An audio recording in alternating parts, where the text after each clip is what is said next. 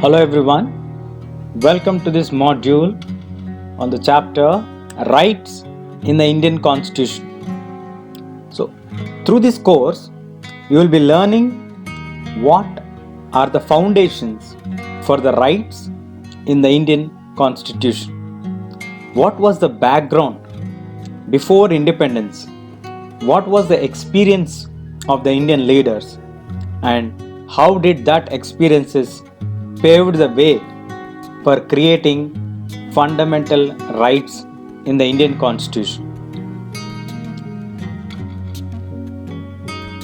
So the learning objectives of this course are, there are various fundamental rights listed in the Indian Constitution.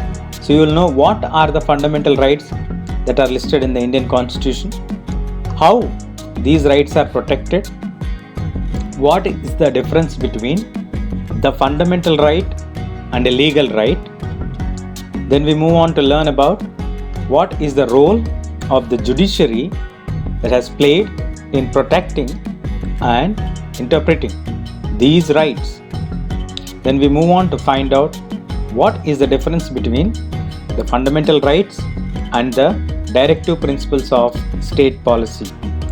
So once you finish the course, you should be able to explain what are the various fundamental rights that are listed in the Indian Constitution.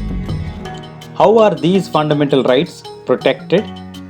What was the role the judiciary has played in protecting and interpreting these rights?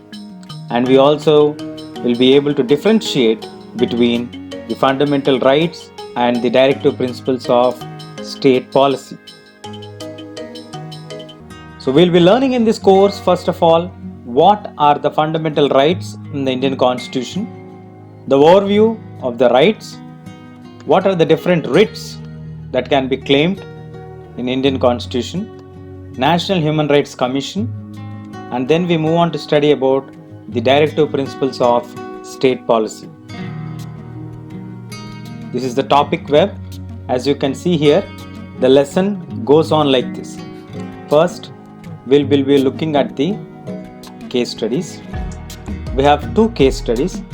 Case study 1 talks about the workers getting their rights violated.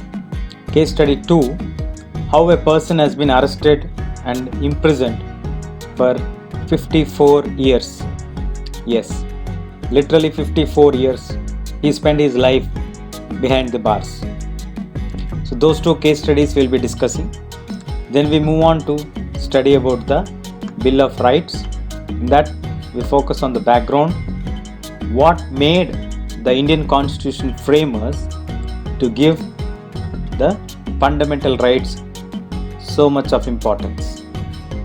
Then we'll learn about the fundamental rights, and then we'll be discussing about the National Human Rights Commission, then the directive principles of state policy, the fundamental duties, and then the right to property. So by the end of the course, you should be able to explain what are fundamental duties, what is the role of the National Human Rights Commission in India, the directive principles of state policy, what are the fundamental duties of Indian citizens, and also about the right to property. A constitution is not only about the composition of various organs of the government and the relation among them. So constitution does not basically only deal with the composition, making of the institutions, the procedures will be laid down to make an institution, various organs that are to be set up in the government to establish the relationship among them. So constitution is not only about the composition or the various organs of the government and the relation among them. The constitution is a document that has set limits on the powers of the government and also ensures a democratic system in which all the persons enjoy certain rights. So apart from the composition of various organs of the government, the Constitution also sets limits on the powers of the government. Now, it also ensures a democratic system in which all persons enjoy certain rights. So, the Constitution is a document that sets the limitations on the powers of the government. How does Constitution set the limitations on the powers of the government? The Constitution sets limitations on the powers of the government by granting certain rights. Now, these rights are given to all the individuals of the country, and the Constitution also ensures that every person enjoys certain amount of rights, and that is called democratic system. A system which ensures equality for everyone. That is the basic objective of democratic system. Part 3 of the Indian Constitution has lists the fundamental rights and also mentions the limits of these rights. So, in the Indian Constitution, there are 12 parts. So, Indian Constitution is actually divided into 12 parts. So, in that, the third part, part 3, deals with the fundamental rights and also mentions the limitations of these fundamental rights. So, we learn what is the Constitution's main objective apart from talking about the composition of various organs of government and also the relation between the different organs of government. It also sets the limitations on the powers of the government by ensuring a democratic system in which all persons enjoy certain rights. The Indian Constitution is being divided into 12 parts. So in part 3, you get the details of the Indian Constitution is being divided into 12 parts. So part 3 of the Indian Constitution talks about the fundamental rights and also mentions the limitations on these rights. Now let us look at the case study in order to understand the importance of rights. In 1982, there was a construction work for Asian Games that is being given by the government to engage few contractors to do the work. So the contractors have employed large number of people, especially the poor construction workers from different parts of the country for the purpose to build the flyovers and the stadiums. So to build the flyovers and the stadiums like this, the government has given few contractors the permission to do these activities. So the contractors employed a large number of poor construction workers from different parts of the country to build these flyovers and stadiums in order to conduct the Asian Games. Now, these workers were kept in poor working conditions, which were also paid very less than the minimum wages decided by the government. So, as per the government, there is a minimum wage that is fixed per daily wage labor. So, as per that, they have to do the payments.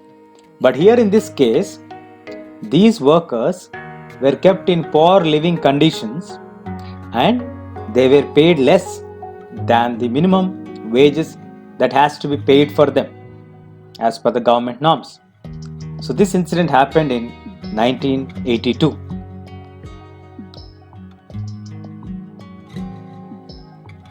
A team of social scientists who went there to study about the poor conditions which were there, and they made a petition to the Supreme Court. The Supreme Court was asked in to look into the matter through the public interest litigation. So these social scientists observed the conditions where these workers were kept in poor living conditions. and also they were paid less. So there have been arguments against this case, and they argued that the employing person has to work for less than the minimum wage amount is nothing but equal to begar or forced labor, which is a clear violation of the fundamental right, that is, right against exploitation. So the court made its observations very clear, accepted this plea, and directed the government to ensure thousands of the workers will get the prescribed wage for their work. So in that way, this particular problem has been sorted, and thousands of workers can get their natural right payment for what work they were doing. So in this case, we saw how the fundamental right against exploitation is being violated. The thousands of workers are being made to work for less than the minimum prescribed wage, and they were kept in poor working conditions as well as living conditions. It is through the intervention of the social scientists who made observations on their poor working conditions, living conditions, and the payments what they were receiving. The payments what they were receiving were much less than the minimum prescribed wage amounts. So they filed a petition through public interest litigation to the Supreme Court, arguing that the employing a person less than the minimum prescribed wage is nothing but forcing that person to work like a beggar or a forced labor. The court accepted this plea, looked into the situation, looked at the evidences, and then gave its directives to the government, saying that government has to ensure the thousands of workers get the prescribed wage for their work. That's all we have in case 1. Stay tuned. We'll catch you in the next module.